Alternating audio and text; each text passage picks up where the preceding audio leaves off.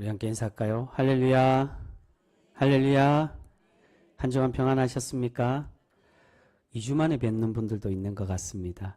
우리 옆에 있는 분들과도 한번 그렇게 인사했으면 좋겠습니다. 한 주간 평안하셨습니까? 우리 안부를 모르며 인사하겠습니다.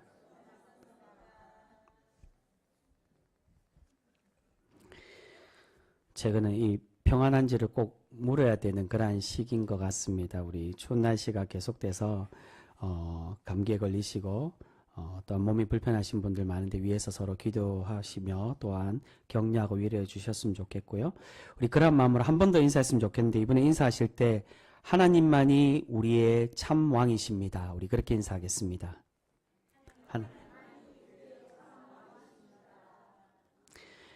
여러분 정말 믿으시죠? 하나님만이 우리의 참된 왕이심을 고백하며 살아가고 계십니까? 여러분 고백하신 것처럼 그렇게 믿고 우리가 함께 나눈 것처럼 오직 하나님만을 고백하고 의지하며 살아가는 우리 귀한 복된 성도 모두가 되실 수 있기를 주님의 이름으로 축복합니다. 여러분 앞에 7장에서 이스라엘 백성들은 자신들의 잘못을 깨닫고 하나님을 배반했던 우상 숭배를 이제 버리고 하나님께로 돌이켜 하나님께 회개의 기도를 드리고 있습니다. 그리하여서 하나님이 어떤 은혜를 내려주셨습니까? 어떤 기적을 주시고 계십니까? 이제는 이스라엘이 언약궤가 없이도 블레셋을 이길 수 있는 그러한 놀라운 은혜를 내려주고 계셨습니다. 그런데 여러분 오늘 말씀을 보면 참 인간이 어리석고 간사하다는 것을 우리가 느낄 수 있게 됩니다. 오늘 말씀에 어떤 이야기가 소개됩니까? 앞에 7장에서는 자신들의 인생의 참 구원이 하나님께 달려있음을 분명히 경험하고 있음에도 이제 다시금 시간이 지나고 돌이켜서 하나님이 아니라 세상의 왕을 요구하고 있었다는 것입니다. 우리 그 말씀 4절과 5절 말씀 우리 같이 읽겠습니다. 4절에서 5절 말씀입니다. 같이 읽습니다. 시작. 이스라엘 모든 장로가 모여 라마에 있는 사무엘에게 나아가서 그에게 이르되 보소서 당신은 늙고 당신의 아들들은 당신의 행위를 따르지 아니하니 모든 나라와 같이 우리에게 왕을 세워 우리를 다스리게 하소서 한지라. 아멘. 사실 이스라엘 백성들이 세상의 왕을 요구하는 것은 사무엘의 잘못 때문에 비롯되었다라고 할 수가 있습니다. 사무엘은 이제 늙어서 그의 두 아들을 사사로 세웠습니다. 이 두 아들이 어떤 잘못을 저질렀습니까? 뇌물을 받고 백성들을 판결하는데 옳게 판결하지 않고 부정하게 판결을 했다는 것입니다. 이러한 모습을 보고 이제 이스라엘이 사무엘에게 요구를 합니다. 이제 자신들을 다스릴 수 있는 이제 사사도 믿지 못하겠다고. 그 사사가 아니라 우리를 다스리고 우리를 지킬 수 있는 왕이 있도록 왕이 필요하다라고 그 왕을 달라라고 그렇게 사무엘에게 또한 하나님에게 요구를 하고 있습니다. 그런데 여러분 사실 이 모습에서 이스라엘 백성들의 행동은 모순적인 행동이라고 할 수가 있습니다. 왜 그럴까요? 사사는 어떠한 존재입니까? 하나님께서 이스라엘 백성들을 지킬 수 있도록 하나님께서 세워주신 인간 지도자를 의미합니다. 그런데 그런 사사가 타락하고 실패했다면 이제는 누구에게 다시금 돌아가야만 한다는 것입니까? 더더욱 사람이 아니라 하나님을 바라보고 하나님께로만 돌아가야만 했다는 것입니다. 그런데 이스라엘은 어떻게 한다는 겁니까? 그런 사사들의 모습을 보고도 다시금 하나님을 찾은 것이 아니라 인간 왕을 달라고 세상의 왕을 주시라고 그렇게 요구하고 있었습니다. 이러한 행동에 사무엘은 마음이 상해 있었습니다. 사실 오늘 말씀의 초반에 보시면 이 사무엘의 아들들의 이 타락은 더 복잡한 이야기가 좀 담겨져 있습니다. 사무엘이 자신의 아들들을 세습해서 사사가 되게끔 그렇게 만들었습니다. 사실은 사사는 세습해서 되지가 않습니다. 왜 사무엘의 아들들이 타락을 했느냐? 이 하나님이 원하시는 정확한 교육과 또 하나님이 선택하시고 하나님이 부르신 그러한 사사로 세운 것이 아니라 사무엘 마음대로 이 아들들을 세습시켜서 이 아들들이 타락했다라고 그렇게 해석하기도 합니다. 그래서 사무엘이 사실은 그래서 하나님도 그렇게 말씀하는 거고요. 사무엘이 마음이 상해 있었다는 겁니다. 왜 너희들을 지도할 하나님이 세운 사사가 있고 나의 아들들을 사사로 세웠는데 이제는 사사가 아니라 왕을 달라고 그렇게 이야기하냐고. 나도 여전히 있고 나의 아들들이 타락했더라도 사사인데 왜 그들을 버리려고 하냐라고 사무엘 또한 인간적인 그러한 마음으로 백성들에게 화를 내고 있었다는 겁니다. 여러분 우리가 수요일 날 사사기로 우리 하나님 말씀을 은혜를 나누고 있습니다. 근데 사사기를 통해서 우리가 깨닫는 것이 무엇입니까? 사사 또한 하나님께서 세우신 일꾼이며 하나님의 사람이지만 그들 또한 진정한 왕이 아니라 부족하고 연약하고 또한 실패하고 실수할 수밖에 없는 인간적인 지도자일 수밖에 없다는 것입니다. 그것을 우리에게 말씀하는 것이 바로 이 신명기 역사서 사사기와 사무엘서의 말씀입니다. 그런데 이때 하나님께서 사무엘에게 이스라엘에게 진짜 문제가 무엇이며 하나님께서 진정으로 하나님 백성에게 원하시는 것이 무엇인지를 우리에게 말씀해 주고 계십니다. 그 말씀 우리 7절 말씀입니다. 너무나도 유명한 말씀이죠. 우리 7절 말씀 한 목소리로 같이 읽겠습니다. 시작. 여호와께서 사무엘에게 이르시되 백성이 내게 한 말을 다 들으라. 이는 그들이 너를 버림이 아니요 나를 버려 자기들의 왕이 되지 못하게 함이니라. 아멘. 여기서도 사무엘의 마음이 나타나고 있습니다. 너를 버린 것이 아니다. 사무엘은 자신을 버린 거냐고, 자신의 아들들에게 불만이 있냐라고 그렇게 화를 내며 이야기하고 있었다는 겁니다. 근데 하나님은 어떻게 말씀하십니까? 진정으로 그 백성들에게 문제는 사사와의 관계, 그런 너희 아들들의 타락, 그것이 문제가 아니라 그것은 2차적인 문제고 다른 그런 신앙적인 해석의 문제고 진짜 중요한 거 하나님을 왕으로 섬기지 않았다는 겁니다. 여러분 여기서 처음으로 하나님께서는 하나님의 백성들의 왕이 누구인지를 분명하게 말씀해 주고 계십니다. 하나님께서는 왜 지금까지 다른 나라들은 왕이 있고 왕이 나라를 다스리고 있음에도 이스라엘에게는 왕을 주시지 않으셨다라고 말씀합니까? 바로 하나님만이 우리가 믿고 의지해야 될 왕이었기 때문에 하나님은 지금까지 이스라엘에게 왕을 허락하지 않고 계셨다는 겁니다. 그런데 이제는 이스라엘이 어떻게 하고 있습니까? 그것을 하나님을 거부하고 있는 것입니다. 지금 이스라엘이 자신들에게 왕을 달라고 요구하는 것은 하나님이 우리의 왕이신 것을 이제는 우리가 인정하지 않겠다는 것을 말하고 있습니다.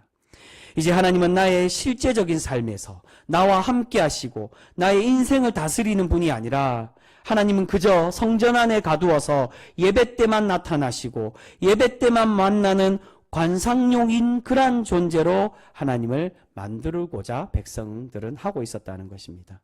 그런데 이러한 요구에 사무엘은 다시금 왕의 문제점, 왕이 생김으로 인해 생길 수 있는 문제점들을 거론하며 백성들을 만류하고 있습니다.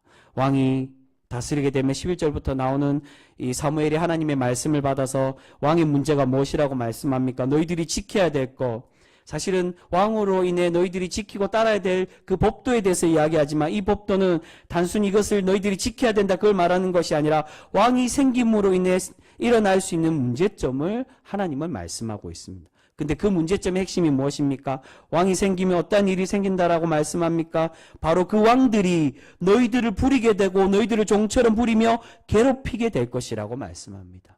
또한 두 번째가 재산 또한 왕의 마음대로 가져가고 빼앗아서 너희들을 힘들고 어렵게 만들 것이라고 경고하고 있습니다. 그런데 이러한 만류에도 백성들은 어떻게 대답을 합니까? 그것은 우리와 아무런 상관이 없다. 다 필요 없고 우리에게는 여전히 왕이 필요하다라고 그렇게 요구합니다. 그 말씀 19절과 20절 말씀입니다. 우리 19절에서 20절 말씀도 같이 읽겠습니다. 19절 20절 같이 읽습니다. 시작. 백성이 사무엘의 말 듣기를 거절하여 이르되 아니로소이다. 우리도 우리 왕이 있어야 하리니 우리도 다른 나라들 같이 되어 우리의 왕이 우리를 다스리며 우리 앞에 나가서 우리의 싸움을 싸워야 할 것이니다 하는지라. 이런 백성들이 왕이 필요하다라고 말하는 이유가 무엇이라는 겁니까? 다른 나라들이 왕이 있기 때문에 우리도 왕이 있어야 된다는 것입니다. 그런 건 나는 모르겠고, 왕으로 인해서 생기는 그런 문제 나는 알 필요도 없고 나는 모르겠고, 그냥 다른 사람들이 가지고 있으니 나 또한 왕을 갖고 싶어 한다는 것입니다. 여러분, 하나님께서 이스라엘을 하나님의 백성으로 택하여 주시면서 언약을 주셨습니다. 그리고 그 언약의 백성으로 세우시면서 요구하신 핵심적인 언약의 중심이 있습니다. 여러분, 무엇입니까? 그것이 하나님께서 하나님의 백성들에게 무엇을 닮으라고 말씀합니까? 바로 하나님의 거룩함을 닮으라고 말씀하셨습니다. 내가 거룩하니 어떻게 하라고요? 너희도 거룩하라라고 말씀합니다. 여러분, 거룩함이 무엇을 의미합니까? 거룩함은 바로 구별됨을 말합니다. 거룩이란 말의 원래 원뜻은 구별되라, 성별되라는 겁니다. 하나님으로 인해 세상과 다른 삶을 살아라고 말씀합니다. 세상 사람들과 구별되라는 것이고 세상을 닮아가지 말고 하나님만을 닮아가기를 바라시며 명령해 주고 계시는 것입니다. 그런데 이제 이스라엘이 왕을 달라는 것은 무엇을 요구하고 있다는 것입니까? 이제는 우리가 하나님을 닮지 않겠다는 겁니다. 세상을 닮아가고 싶고 이제는 하나님으로 구별되지 않고 세상과 같아지고 세상을 따라가고 싶음을 지금 이스라엘 백성들은 하나님께 요구하며 말씀하고 있습니다. 세상이 왕이 있기 때문에 하나님이 우리의 왕이 되심, 하나님을 통해 우리가 구별되고 성별되는 것, 그것이 이제는 우리가 중요한 것이 아니라 세상의 왕이 있기 때문에 우리 또한 그들과 닮아서 그들을 닮아가 동일하게 세상의 인간적인 왕이 우리에게 필요하다라고 말하고 있습니다. 여러분, 하나님은 지금까지 이스라엘을 지켜주셨고 이스라엘을 구원해 주셨습니다. 하나님만이 이스라엘 백성들에게 진정한 왕이 되어주셨다는 겁니다. 그런데 이제 이스라엘은 그러한 하나님의 능력이 아니라 세상의 힘을 의지하려고 하고 있고 하나님께서 내려주신 복이 아닌 세상의 물질을 더 추구하고 있습니다. 여러분, 결국 이스라엘은 왕정시대가 시작되므로 그들의 인생에 신앙의 내리막길을 걸어가게 되어지고 있는 것을 볼 수 있습니다. 하나님은 애굽에서 종살이하던 이스라엘을 구원해 주셨습니다. 그리고 하나님의 낙원을 의미하는 하나님의 그 구원의 길의 여정을 상징하는 하나님의 복된 땅, 가나안 땅으로 인도해 주시며 그들에게 참 자유를 허락해 주셨습니다. 그런데 이제 와서 하나님의 그 은혜를 누렸던 하나님의 백성, 하나님의 이스라엘이 지금 무엇을 요구하고 있다는 겁니까? 왕을 요구하는 것은 다시금 종살이를 하겠다는 것과 같은 의미로 이야기하고 있습니다. 하늘의 왕은 우리를 구원하여 주시지만 세상의 왕은 오늘 말씀에서 11절부터 말씀하는 내용이 무엇입니까? 그 세상의 왕은 그런 구원과 자유함이 아니라 우리를 부리고 구속하며 우리의 것을 빼앗는 존재가 된다는 것입니다.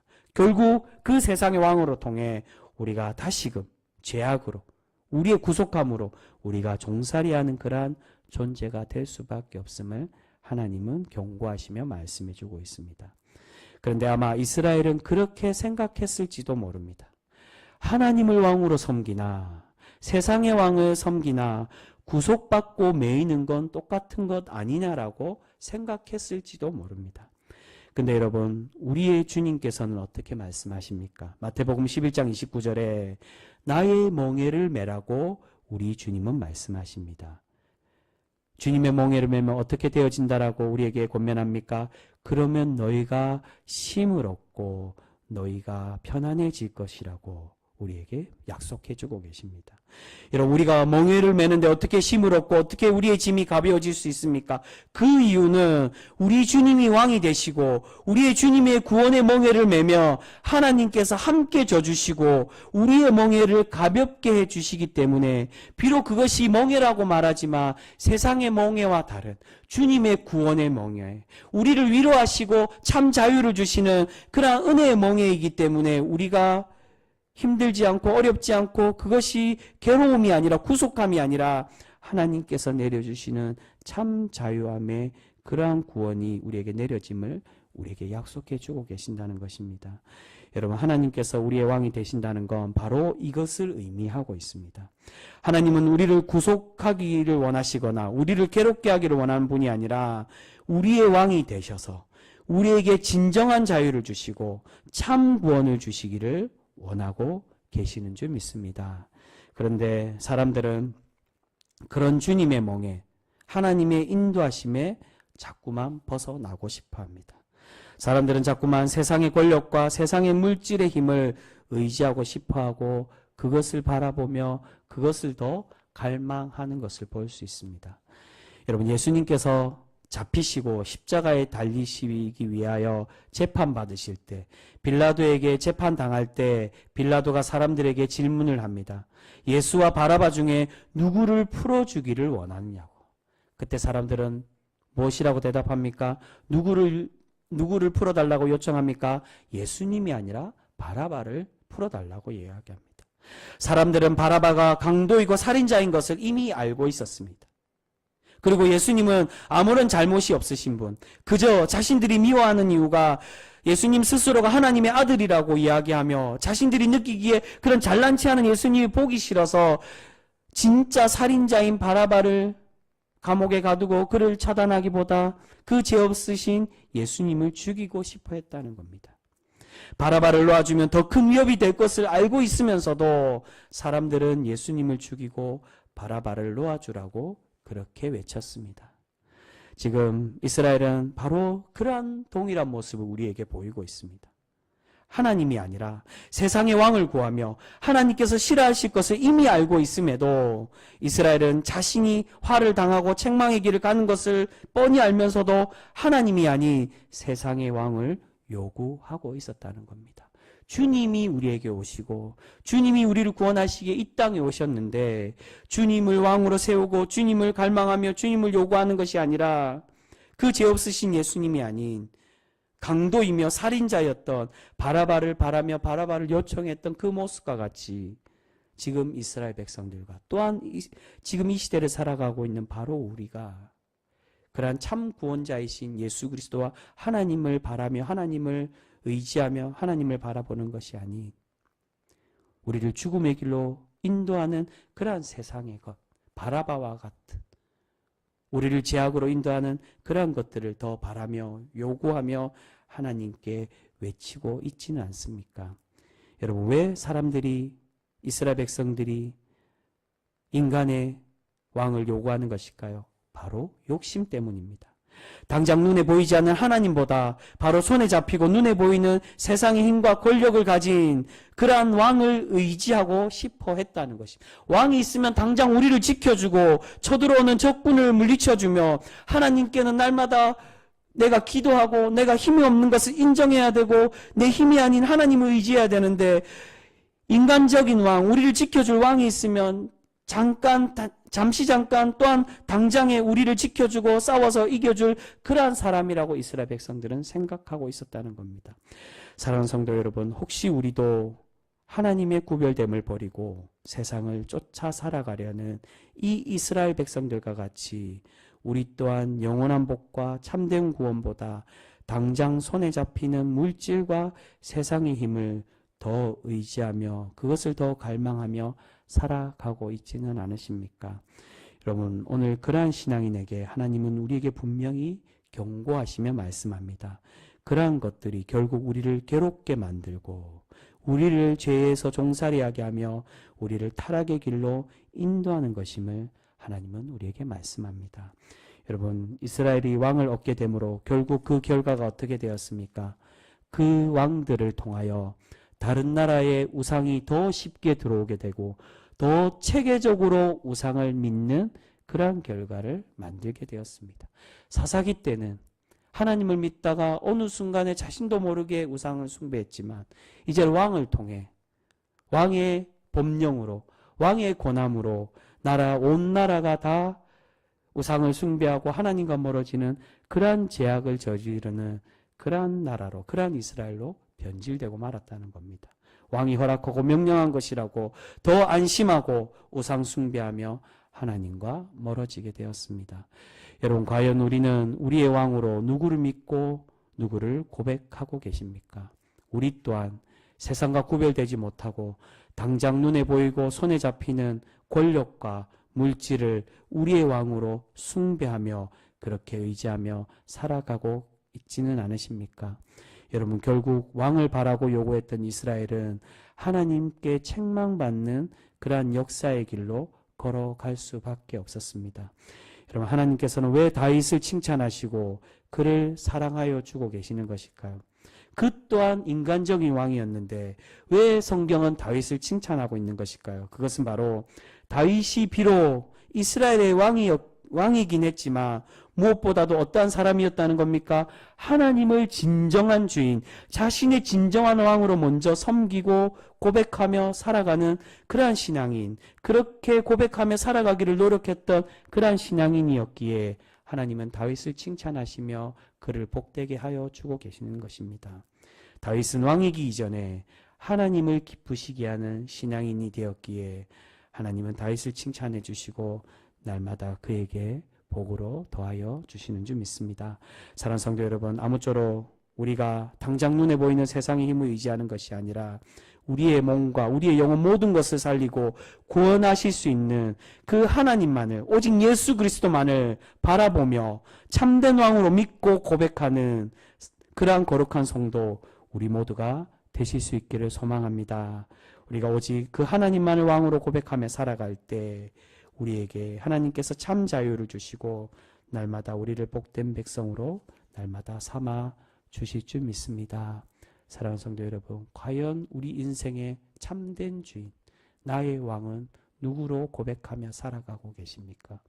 교회에 와서는 하나님이라고, 설교자가 하나님이 돼야 된다라고 말하니까 그런가 보다라고 생각하다가 집에 돌아가서 또한 세상에 나아가서는 하나님이 아닌 우리 당장 눈에 보이는 오늘 이스라엘 백성들이 손에 잡히고 눈에 보였던 그 왕을 요구하며 의지했던 것처럼 우리의 삶 속에 있는 물질과 또는 사람과 또는 더 나아가서는 우리 자신이 나의 자존심과 내가 생각하는 옳은 그 정의가 나의 왕이 되고 나의 갈 길의 길라잡이가 되고 주인이 되는 그러한 우리의 모습들은 혹여 있지는 않습니까? 사랑하는 성도 여러분, 오늘 하나님은 그러한 것들을 내려놓기를 우리에게 바라고 계십니다. 오직 하나님만을 왕으로 참되게 믿고 고백하며 살아갈 때 우리가 끊어지는 하나님의 구원에 탈락되는 백성이 아닌 오직 날마다 우리를 구원의 백성으로 삼으시고 날마다 하나님의 은혜를 복되게 하시며 우리를 끝까지 책임져 주시는 하나님의 복으로 우리를 누리는 그러한 성도로 살아갈 수 있도록 은혜에 더하여 주실 줄 믿습니다. 아무쪼록 그런 복된 성도로 날마다 살아가실 수 있는 우리 귀한 성도 모두가 되실 수 있기를 주님의 이름으로 축복합니다. 기도하겠습니다.